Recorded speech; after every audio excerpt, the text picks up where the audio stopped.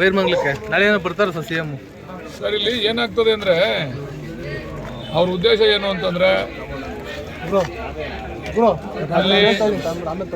ಅಲ್ಲಿ ಎರಡು ಪಕ್ಷದವರು ಸಭೆ ಸೇರಬೇಕು, ಹೊಡೆದಾಡಬೇಕು, ಯಾರಿಗಾರು ಒಬ್ರಿಗೆ ಹೆಚ್ಚು ಕಡಿಮೆ ಆಗಿ ಗೋಲಿಬಾರ್ ಆಗಬೇಕು. ಗೋಲಿಬಾರ್ ಆದಾಗ ಅದ್ರ ಮೇಲೆ ಅವ್ರು ರಾಜಕೀಯ ಬೆಳೆ ಬೇಯಿಸ್ಕೋಬೇಕು ಅಂತ. ಯಾಕಂದರೆ ಇವ್ರಿಗೆಲ್ಲ ಸ್ವಲ್ಪ ಈ ವಿಠಲ್ನಲ್ಲಿ ಗೋಲಿಬಾರು, ಬೇರೆ ಬೇರೆ ಕಡೆ ಗೋಲಿಬಾರ್ ಆಗಿ ಕುಣಗಲ್ ಗೋಲಿಬಾರು ಇವೆಲ್ಲ ಆಗ ಅವ್ರಿಗೆ ಅನುಭವ ಐತೆ. ಪಾದಯಾತ್ರೆ ಮಾಡಬೇಕು, ಡಿ ಕೆ ಶಿವಕುಮಾರ್ ಅವ್ರ ಮುಖಕ್ಕೆ ಮುಸಿ ಬೆಳಿಬೇಕು ಅಂತಕ್ಕಂಥ ಹುನ್ನಾರ ಮಾಡ್ತಾವ್ರೆ. ನಾವು ಕರೆದಿರೋದು ಸಾರ್ವಜನಿಕರಿಗೆ ಗೊತ್ತಾಗಲಿ ಅಂತೇಳಿ 4 ಗೋಡೆ ಮಧ್ಯೆ ಅವ್ರು ಎಲ್ಲಿ ಕರೀತಾರೋ, ಯಾವ ಮೀಡಿಯಾ ಮುಂದೆ ಕರೀತಾರೋ ಅಲ್ಲಿ ಬಂದು ನಾವು ಚರ್ಚೆ ಮಾಡ್ತೀವಿ. ಅವ್ರು ಬಂದ್ಬಿಟ್ಟು ಬೀದಿಲಿ ಕೂತ್ಕೊಂಡು ನಾನು ಈಗಾಗಲೇ ಗಲಾಟೆ ಆಗೈತೆ ಅಲ್ಲಿ ಇದ್ರಲ್ಲಿ ಬೈರ್ಮಂಗಲದಲ್ಲಿ ಇವತ್ತು ಕೂಡ ಗಲಾಟೆ ಮಾಡ್ಕೊಂಡವ್ರೆ.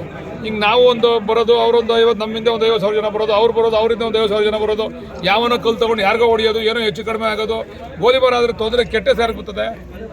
ಇದನ್ನ ಕ್ರಿಯೇಟ್ ಮಾಡೋಕ್ಕೋಸ್ಕರ ಕುಮಾರಣ್ಣವ್ರು ಮಾಡ್ತಾವ್ರೆ. ದಯಮಾಡಿ ಕುಮಾರಣ್ಣವರು ಕೇಂದ್ರ ಮಂತ್ರಿ ಆಗಿದ್ದಾರೆ. ಕೇಂದ್ರದಲ್ಲಿ ಭಾಳಷ್ಟು ಕೆಲಸಗಳಿದ್ದಾವೆ, ನಮ್ಮ ಜ್ವಲಂತ ಸಮಸ್ಯೆಗಳಿದ್ದಾವೆ, ಕರ್ನಾಟಕ ರಾಜ್ಯದ ಜ್ವಲಂತ ಸಮಸ್ಯೆಗಳನ್ನ ಅವನ್ನೆಲ್ಲ ಬಗೆಹರಿಸಲಿ.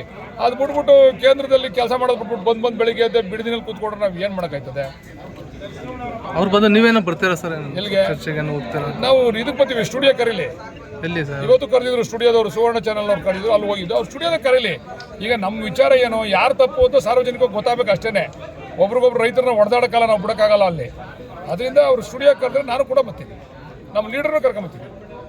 ಈಗ ಪ್ರತಿಭಟನೆ ಇಂದು ಕೂಡ ಮುಂದುವರೆದಿದೆ ಸರ್, ಅವರು ಮಾಡ್ತಾವ್ರೆ. ನಮ್ಮವ್ರು ಬೇಕು ಅನ್ನೋರು ಪ್ರತಿಭಟನೆ, ನಮ್ಮ ಪರವಾಗಿರೋರು ಪ್ರತಿಭಟನೆ ಮಾಡ್ತಾವ್ರೆ. ಅವ್ರೇನು ಹೇಳ್ತಾವ್ರೆ ಅಂತಂದರೆ, ನಾವು ಸಾಕಾಗೋಗ್ಬಿಟ್ಟಿದ್ದೀವಿ, 25 ವರ್ಷದಿಂದ ಈ ರೆಡ್ ಝೋನ್ ಮಾಡಿ ತೊಂದರೆ ಅನುಭವಿಸ್ತಾ ಇದ್ದೀವಿ.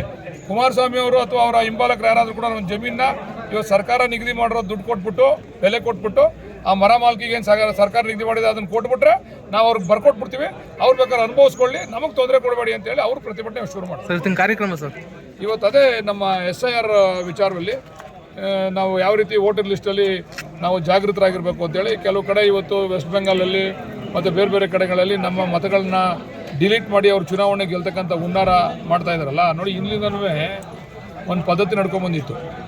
ಫಾರಮ್ ನಂಬರ್ 6, ಫಾರಮ್ ನಂಬರ್ 7 ಅಂತೇಳಿ ಯಾರು ಸತ್ತೋಗವ್ರೆ ಅವ್ರದನ್ನು ತಗೊಂಡೋಗಿ ಅಲ್ಲಿ ಮಾಸ್ಟರ್ಗಳ ಕೈಗೆ ಕೊಟ್ಟರೆ ಅದನ್ನು ಅವ್ರನ್ನ ವೆರಿಫೈ ಮಾಡಿ ಅದನ್ನು ವಜಾ ಮಾಡ್ತಕ್ಕಂಥದ್ದು, ಅಥವಾ ಎಲ್ಲಿಂದನೇ ಬೇರೆಯಿಂದ ಬಂದಲ್ಲಿ ಸೇರ್ಕೊಂಡಿದ್ರೆ ಅವ್ರನ್ನ ಸೇರಿಸ್ತಕ್ಕಂಥ ಕೆಲಸ ನಡ್ಕೊಂಬಂದಿತ್ತು. ಬಟ್ ಈಗ ಇದನ್ನು ಸ್ವಲ್ಪ ಕಠಿಣವಾದಂಥ ಕೆಲಸವನ್ನು ಮಾಡಿಟ್ಟವ್ರೆ ಕೇಂದ್ರ ಸರ್ಕಾರದವರು. ಇದರ ದುರುಪಯೋಗ ಆಗಬಾರ್ದು ಅನ್ನೋ ದೃಷ್ಟಿಯಿಂದ ನಾವೆಲ್ಲರಿಗೂ ಕೂಡ ತರಬೇತಿ ಕೊಡ್ತಾ ಇದ್ದೀವಿ. ನಮ್ಮ ಮತದಾರರನ್ನ ಸೇಫ್ ಮಾಡ್ಕೋಬೇಕು ಅಂತೇಳಿ ಆ ತರಬೇತಿಯನ್ನು ನಾವು ಮಾಡ್ತಾಯಿದ್ದೀವಿ. Thank you sir. Thank you.